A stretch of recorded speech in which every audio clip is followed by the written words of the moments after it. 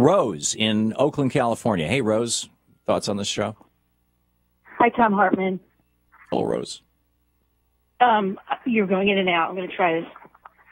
Okay, I basically agree with what you had to say and what everybody else who's called in has to say, except having not seen the show, I'm judging prior to seeing it. But I think that these guys who want to live this lifestyle are basically cowards, and they're not gay. I think that they are bisexual. If you were living with somebody and having relations and having children, and it's the opposite sex, you're living a straight lifestyle. Right. In my opinion. Yeah, well, it may be. And there's, for a long time there was this meme, and it's still actually fairly strong out there in the gay community in particular, that there's no such thing as bisexuals, that bisexuals are gay men who are repressed. Actually, we're finding increasingly that there are people who are bisexual, who are equally attracted to men and women, or might have a slight preference for one or the other, but can have just a fine time with either one. And that may be too. I think mostly, though, they're Mormons who want to stay within their church.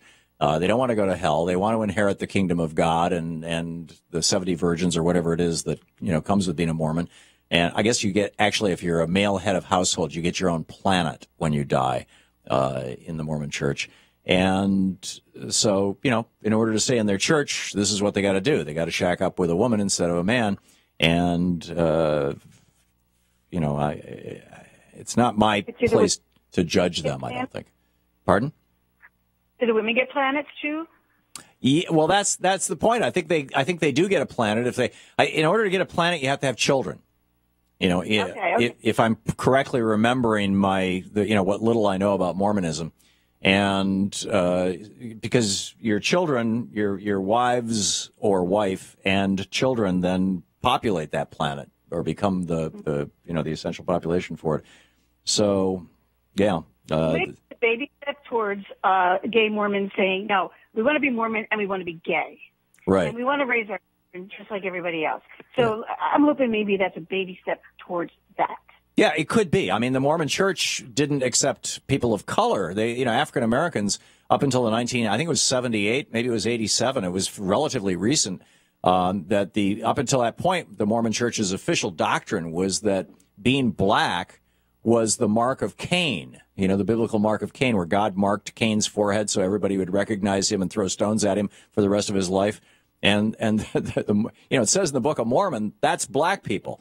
And therefore, the church did not allow black people to be members of the Mormon Church until relatively recently, in the last 20, 30 years. And so maybe this is the next step. I mean, the Mormon Church still doesn't recognize gay people. And so maybe this will help with that. I don't know. We'll see. Yeah, it says here you think these guys are cowards? I think they're cowards. I think personally they're cowards because they're not strong enough to say. I mean, I had to go against my parents a million years ago and my church and say, no, I really believe in myself and I believe that this is okay. And, it was just me against the world. Don't you think it takes a lot of courage to, maybe courage is the wrong word, determination or something, to say, I really feel like I'm gay, but I'm going to live a straight life because I think it's the right thing to do? No, I don't think it takes courage. Yeah. Okay. Maybe I'm using that term in the way that Bill Maher used it to describe the 9/11 bombers, which kind of blew up his career at that time at ABC. But Rose, thank you for the call. We'll be right back.